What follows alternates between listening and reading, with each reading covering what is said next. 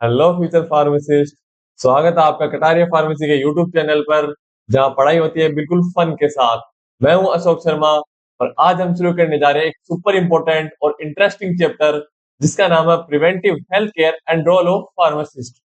ये टॉपिक सिर्फ एग्जाम के लिए इंपॉर्टेंट नहीं है, ये रियल लाइफ में बहुत काम आने वाली चीज है। तो शुरू करते हैं हम इस धमाकेदार चैप्टर को। अपनी कॉपी और पेन निकाल लीजिए और तैयार हो जाइए इस चैप्टर के लिए। तो अपना पहला कॉन्सेप्ट है डेमोग्राफी एंड फैमिली प्लानिंग। तो चलिए सबसे पहले पढ़ते हैं अपन डेमोग्राफी आखिर होता क्या है।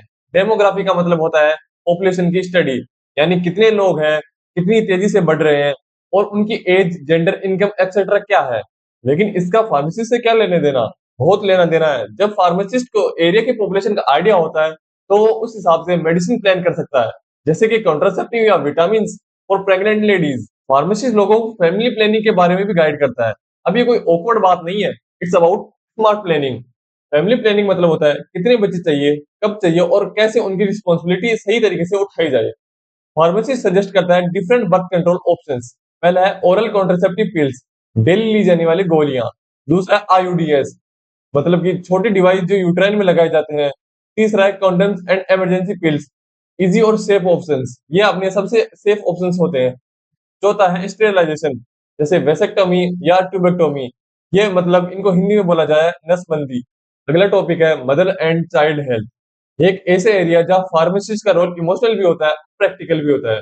जब कोई वुमन प्रेग्नेंट होती है, उन्हें सही न्यूट्रिशन, वैक्सीन और हाइजीन की जरूरत होती है। फार्मासिस्ट ये सब समझाता है कि पहला, कौन सा सप्लीमेंट लेना है। दूसरा, बच्चे के लिए कौन सी वैक्सीन इंपॉर्टेंट है। तीसरा है ब्रेस्ट फीडिंग क्यों जरूरी है। अब हम देखते हैं ब्रेस्ट फीडिंग के क्या फायदे होते हैं। पहला है बेबी को स्ट्रॉन्ग बनाता है क्योंकि इसमें नेचुरल एंटीबॉडीज होती है। दूसरा है इन्फेक्शन का रिस्क नहीं होता, मतलब या फिर इन्फेक्शन का बहुत ही कम रिस्क होता है। तीसरा है और सबसे स्पेशल पॉइंट है, मॉम और बेबी के बीच में एक इमोशनल बॉन्ड बनाता है ये। यानी ये सिर्फ दवाई देने का काम नहीं है, एक फैमिली की केयर का काम है। तो अब चलते हैं अगले टॉपिक पे, वो है infant milk substitutes and bottle feeding. अब बात कर लेते हैं उन मदर्स की जो बॉटल फीडिंग प्रेफर करती है, लेकिन इसके कुछ साइड इफेक्ट भी होते हैं जो कि हम देखते हैं अब। पहला है आर्टिफिशियल मिल्क में वो एंटीबॉडीज नहीं होती जो नेचुरल मिल्क में होती है। दूसरा है बच्चों को डायरिया, मल न्यूट्रिशन और डेंटल प्रॉब्लम जैसी बीमारियां हो सकती है। तीसरा है कभी कभी डाइजेशन भी प्रॉपर नहीं हो पाता, जिससे कि बच्चे की हेल्थ काफी बिगड़ जाती है। तो फार्मासिस्ट उन्हें गाइड करता है कि कब और कैसे बॉटल फीडिंग सेफ हो सकती है। अगला टॉपिक है वैक्सीन और इम्यूनिटी, और ये तो सुपर इंपॉर्टेंट है। वैक्सीन का मतलब होता है बॉडी को एक ऐसे सोल्जर से मिलवाना जो फ्यूचर में एनिमी, मतलब कि डिजीज से लड़ सके। हम देखते हैं टाइप्स ऑफ इम्यूनिटी, मतलब कि आखिर इम्यूनिटी होती कितने प्रकार की है। पहला है एक्टिव इम्यूनिटी, जब बॉडी खुद एंटीबॉडी बनाती है, मतलब कि इन्फेक्शन या वैक्सीन से के बाद जब बॉडी खुद एंटीबॉडी बनाती है, वो है एक्टिव इम्यूनिटी। दूसरा है पैसिव इम्यूनिटी, जब रेडीमेड एंटीबॉडी मिलती हो, मतलब कि मदर से बेबी को या इन्फेक्शन से बेबी को एंटीबॉडी मिलती है, उसे बोलते हैं हम पैसिव इम्यूनिटी। तो अब हम बात कर लेते हैं टाइप्स ऑफ वैक्सीन। पहला आता है लाइव एटेन्यूएटेड, जिसमें एमएमआर, बीसीजी, मतलब कि ये सिर्फ कमजोर वायरस से बने हुए होते हैं। दूसरा है इनएक्टिवेटेड, जैसे पोलियो, टाइटस ए, मतलब ये मरे हुए वायरस से बनी हुई होती है। तीसरा है सब यूनिट, जैसे एचपीवी, जैसे वायरस का एक हिस्सा यूज होता है इसके अंदर। चौथा है एमआरएनए, जैसे कोविड-19 वैक्सीन। फार्मासिस्ट लोगों को बताता है कि कौन सी वैक्सीन कब लेनी चाहिए और उससे क्या-क्या साइड इफेक्ट होते हैं और ये कैसे जिंदगी को बचाता है। बात कर लेते हैं इन्वायरमेंटल और हेल्थ के कनेक्शन की। आपके आसपास का इन्वायरमेंट डायरेक्टली आपकी हेल्थ पर इफेक्ट करता है। इसमें पहला है वाटर पॉल्यूशन, गंदा पानी, मतलब कि डिजीज लाइक क्लोरिया, टाइफाइड, हेपेटाइटिस। और इसका सॉल्यूशन क्या है? सेफ ड्रिंकिंग वाटर, ये भी फार्मेसी समझाता है, मतलब कैसे हम सेफ ड्रिंकिंग कर सकते हैं। इसमें पहला है बॉइलिंग करके, दूसरा है क्लोरिनेशन और तीसरा है आरओ फिल्टर। और इसमें दूसरा है air pollution, leads to asthma, lungs disease and even heart problems, मतलब कि एक पोल्यूटेड एयर ह्यूमन बॉडी में प्रोड्यूस कर सकती है, लंग्स डिजीज प्रोड्यूस कर सकती है, हार्ट प्रॉब्लम प्रोड्यूस कर सकती है और अस्थमा भी प्रोड्यूस कर सकती है। तीसरा है noise pollution, tension, sleep problems और इवन हियरिंग लॉस तक भी हो सकता है। मतलब कि नॉइज पोल्यूशन से हमें टेंशन हो सकती है, स्लीप प्रॉब्लम्स हो सकती है और अपनी हियरिंग भी लॉस हो सकती है। अब बात करते हैं वेस्ट मैनेजमेंट। गंदा कचरा is equals to disease plus pest, मतलब कि अगर ज्यादा कचरा रहेगा तो डिजीज फैलेगी और पेस्ट भी आएंगे। और फार्मासिस्ट लोगों को हाइजीन और सैनिटेशन के लिए एजुकेट करता है।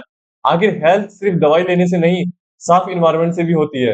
अगला टॉपिक है अपने ओकेजनल इलनेस। फैक्ट्रीज में काम करने वाले वर्कर्स को होती है ओकेजनल डिजीज, जिसमें पहली है अपने केमिकल एक्सपोजर से स्किन या लंग्स प्रॉब्लम। दूसरा है मेटल या गैस से पॉइजनिंग।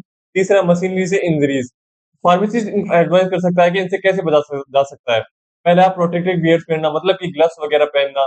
दूसरा रेगुलर हेल्थ चेकअप कराना। तीसरा है सिम्टम्स इग्नोर ना करना, मतलब कि बॉडी कोई भी सिम्टम्स दे रही हो उनको इग्नोर ना करना, यानी हेल्थ प्रोटेक्ट करना भी काफी बड़ा पार्ट है फार्मासिस्ट का। अगला टॉपिक है psycho social pharmacy, drug of abuse. Finally अब सबसे सेंसिटिव टॉपिक है सब्सटेंस अब्यूज।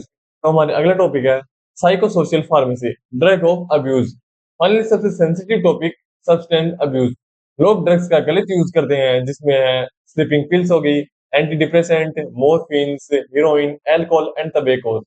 अब हम इसके इम्पैक्ट के बारे में बात कर लेते हैं कि अपनी लाइफ में क्या-क्या इम्पैक्ट पड़ते हैं इसके। तो सबसे पहला और सबसे बड़ा इम्पैक्ट है जिंदगी बर्बाद हो जाना, मतलब कि अपनी लाइफ पूरी लाइफ खराब हो जाना। दूसरे हैं क्राइम्स, डिप्रेशन, फैमिली कॉन्फ्लिक्ट होना। फिर तीसरा पॉइंट आता है अपने सुसाइडल बिहेवियर्स, मतलब कि सुसाइडल थॉट्स आना, एक्सीडेंट हो जाना, जॉब लॉस होना, जिससे कि अपनी लाइफ बहुत ही खराब हो जाती है। तो फार्मासिस्ट उन लोगों को आइडेंटिफाई करके उन्हें काउंसलिंग के लिए रेफर करता है और उनकी हेल्प करता है रिकवरी करने में। अब आप सोच रहे होंगे फार्मेसी का काम तो डॉक्टर से कम नहीं है। तो दोस्तों ये था हमारा आज का topic, preventive health care and role of pharmacist. तो फार्मासिस्ट सिर्फ केमिस्ट नहीं होता, they are educators, guide, health saviour and real heroes. तो दोस्तों अगर आपको ये वीडियो अच्छा लगा हो, इन्फॉर्मेटिव लगा हो और इसको पढ़ने में मजा आया हो, तो हमें लाइक करें, शेयर करें और सब्सक्राइब करें। और कुछ भी समझ में ना आया हो तो हमें कमेंट करना ना भूलें। मैं हूं अशोक शर्मा और ये था कटारिया फार्मेसी। तो पढ़ते रहिए, आगे बढ़ते रहिए और फार्मासिस्ट बनते रहिए। तब तक के लिए ओके बाय।